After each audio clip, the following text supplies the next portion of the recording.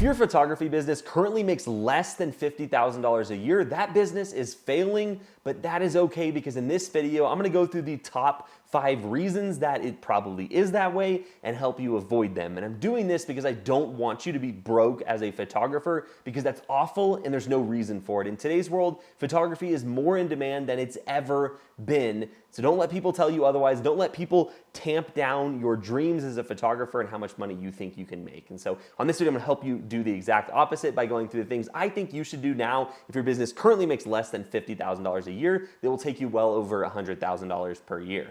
The first and biggest mistake that photographers make is they don't pick a niche. I know when you're first getting started or even when you're making a few $1,000s a month, it's really hard to want to specialize in one thing and make it known that you specialize in one thing because you're worried it's going to cost you jobs. And here's the thing, it will cost you jobs. The type of business that you don't want to be shooting, that you're not specializing it in, will not do business with you, and you may even have to say no to some of those shoots if they present them to you. And that's why most people do it. They're too scared of limiting themselves. But for every photographer out there, honestly, whose business is making less than even $1 million per year, it will actually make you more money if you specialize. And that's because you're gonna be able to do things for one specific type of customer. Your whole business is gonna be built around that customer, right? You're gonna know exactly what they want and exactly how to price your services for that ideal customer and exactly the type of services and process they want and how to market to them most effectively. And that's why picking a niche is so important. And here's the deal, you probably are gonna lose jobs and have to turn down jobs if you pick a niche,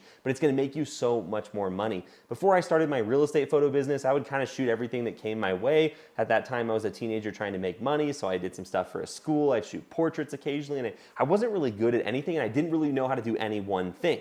But when I started shooting real estate and I really focused on it, my business exploded because I figured out exactly how to serve real estate agents best with my photography. I knew exactly what they wanted and how to price it and everything about it, how to shoot properly, right? And I wouldn't have that if I focused on everything. And another side point is if you focus on everything, you have to have a ton of gear to shoot all this different stuff. With one niche that you pick, generally you can just stay with one at least type of gear or gear kit, right? For real estate, it's really simple. We shoot with the same lens and same camera body every single time, and it doesn't need to be expensive. So if you currently don't have a niche, you need to pick one. I personally think real estate is the best way to make money, but you don't have to do that. You just need to pick something. The second reason could be that your work is awful. It just sucks. Now, here's the thing. I don't think that's true for probably 95% of the photographers that I've had the chance to meet or just seen online.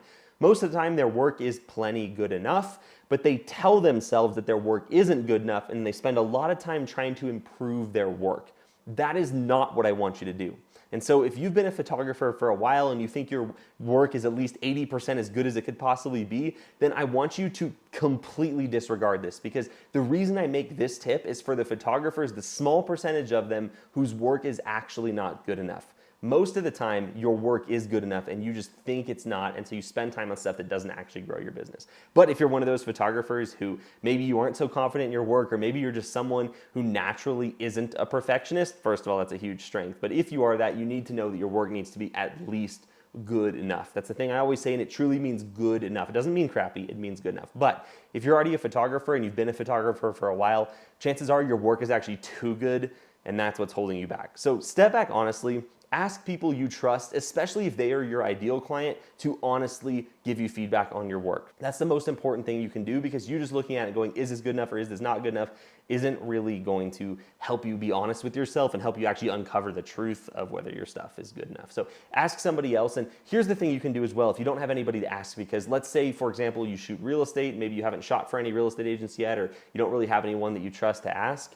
Look at what others are offering in the market. If there's someone with a much bigger business than you whose photos are equal to yours or worse, then you know it's not the photos. So make sure you eliminate your work sucking from the equation, but just know that's not usually a big part. Number 3 is you priced yourself wrong. And there's really 2 mistakes photographers make in this category. Number 1, and the most common mistake that beginners make, is they go, okay, here's how I'm gonna get business. I'm gonna look at the other photographers, let's say they charge $300 for a real estate photo shoot, and I'm gonna charge $80.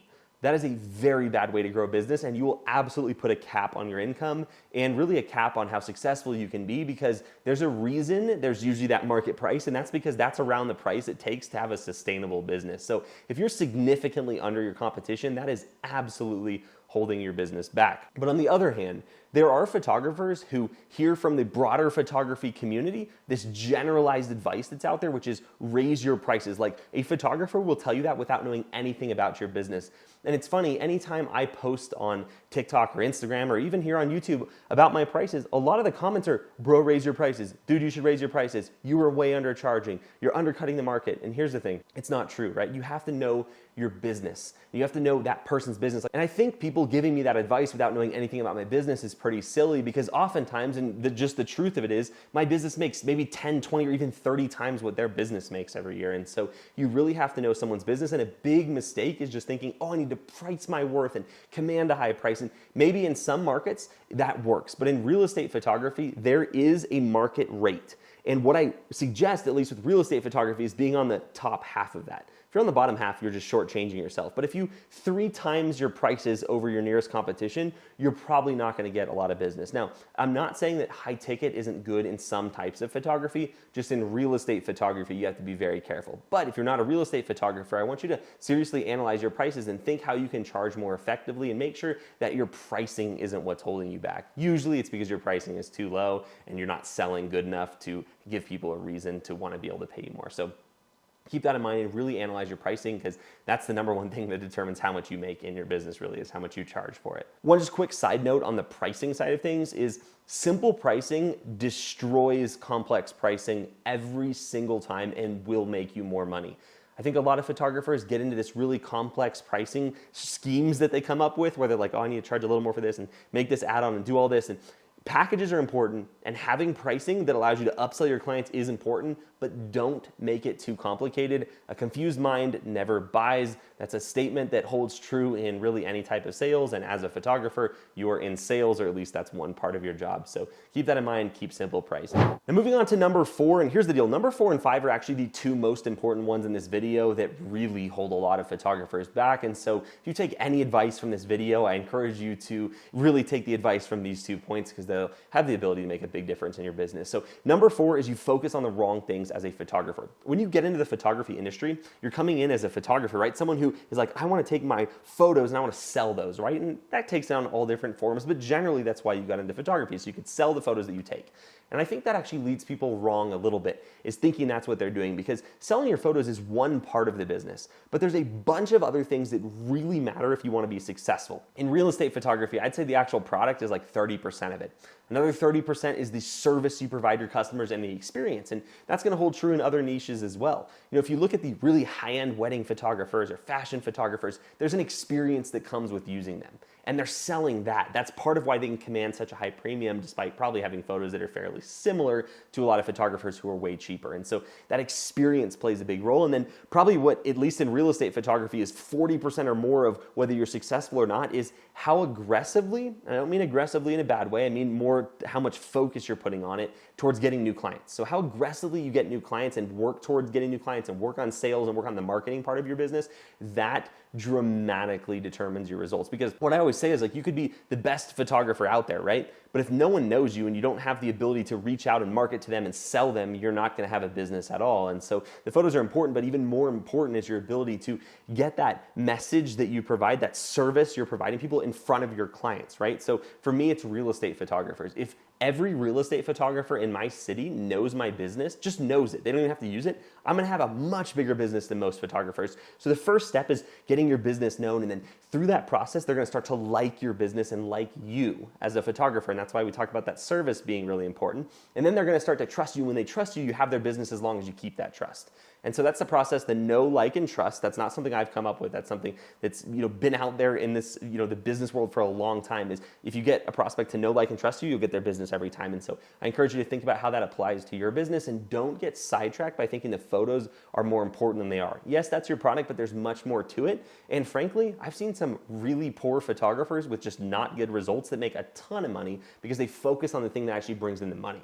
And so that's an important distinction to draw in your business. Like, you might like photography, but if you're starting a real estate photo business and your goal is to make money, you have to focus on what makes the money. Doesn't mean you can't have fun doing the photography or even shoot photos on the side just for passion, but if you want to make money, you need to focus on what makes money, not the photos themselves, if that makes sense. And number 5 is you have faulty beliefs. Here's what I mean by that. There are things that you currently believe to be true that are not true. And those are really what holds you back. And it kind of goes back to the saying, you don't know what you don't know. And it's on the opposite side as well. Sometimes you know things that aren't true. And so that's what I mean by faulty beliefs. It's those mindset issues or those things you believe that hold you back without you usually knowing, because again, they're things that you currently believe. And so here are a couple of things to keep in mind. There are photographers out there who make millions per year. Yeah, they're very high-end, very well-known, right? And there are a lot of photographers who have million-dollar photo businesses. So that can be done. And I think when I talk to a lot of photographers, especially those that are either just getting into the business or struggling, they don't actually believe that. Like, they think that being a photographer comes with being a starving artist. And the reason I start with this one is because I think this is the most powerful in a negative way belief that you can possibly have. Like, if you don't believe that you can ever build a $100,000 or $150,000 or $200,000 a year photo business where you're making $200,000 a year, you're never going to do it because you think it's not true. And I know that's a little bit fluffy, but I think that's really important. And really, like, as I've watched my business grow, I can kind of equate each stage of growth to something that I learned or unlearned, right? One of those false beliefs. And so that's something I encourage you to think about. Or what are the things that you believe are true as a photographer or photo business owner? Like, one thing I see in real estate photography that I think stops a lot of people from ever building an awesome real estate photo business is they say that real estate agents are cheap. That's a really interesting thing for them to say because, first of all, it's just not true. But second of all, it's so easy to see how it impacts their business. They get into this business, right? And they try to charge a real estate agent $800 or $1,000 to shoot a house. Right? And they're like, well, I make $4,000 shooting a wedding. I can at least charge $1,000 per house. The real estate agent doesn't want to pay $1,000, at least in most markets. They're like, oh, real estate agents are cheap, but they just didn't serve the right person, right? Like their product didn't fit what the agent wanted. Like the agent wants to pay $400, right? $800 maybe at the most, depending on what market you're in. And so they had this idea, oh, real estate agents are cheap. There's no way I can deliver the quality that they need for that price because they bring in all this flash equipment. They spend 4 or 5 hours in a shoot and they're like, these agents are so cheap. I could never do it in 4 or 5 hours. This sucks, right? And here's the thing they had wrong was that they needed their photos to be a certain way. Like they thought the agents needed them to be a certain way and they thought the only way they could do that is by spending 4 or 5 hours. But really what they didn't know, that false belief they had, is that they could actually spend 40 minutes in a shoot and charge $600 and actually make more money than if they charged $1,000 for 4 hours, right? Because that volume starts to play into it. So it's all these little things that we believe to be true based upon what someone's told us or based upon circumstance or based upon something that we just frankly made up in our heads. And that's usually what holds you back. There's something that Alex Hormozi says, which you guys may or may not have heard of him, but he's kind of come onto the entrepreneur scene lately. And if there are photographers out there who are making $250,000 a year and you want to build a $250,000 a year business, if you could be making $200,000 per year, but you're only making $50,000 per year, you're actually costing yourself $150,000 per year. And that's usually the most expensive part of your business. It's what you could have done and what you did do. You're taking this minus this, and that's how much you lost. And so I think a lot of times our beliefs cause us to lose that. And so I'd encourage you to think about that. And for me, my tagline is some photographers teach art, I teach money. And so think about it from a money perspective, because that's the perspective I want to bring to you. I want to help you build a business you can make money as a photographer. You really can build a $250,000 a year photo business, and it's not going to be that hard. You just have to believe it's possible and work towards it. And don't think you know anything that you haven't explicitly learned in your business. Like, don't let what you believe to be true that isn't true hold you back, or it's just gonna be a really sad thing. You're not gonna build the business that you could, and that sucks. And that's not what I want for you, and that's why I make these videos. If you don't currently have a niche and you wanna learn more about real estate photography, which, side note, I think is the best way to make money as a photographer, I highly encourage you to check out my workshop linked below. It's an hour long, and it covers everything that you need to know to get started as a real estate photographer, and everything that I had to learn the hard way in my business that I built slow and painfully, and I don't want you to have to do that. So if you want to shoot real estate, start by watching that workshop, and I'll see you guys in the next video.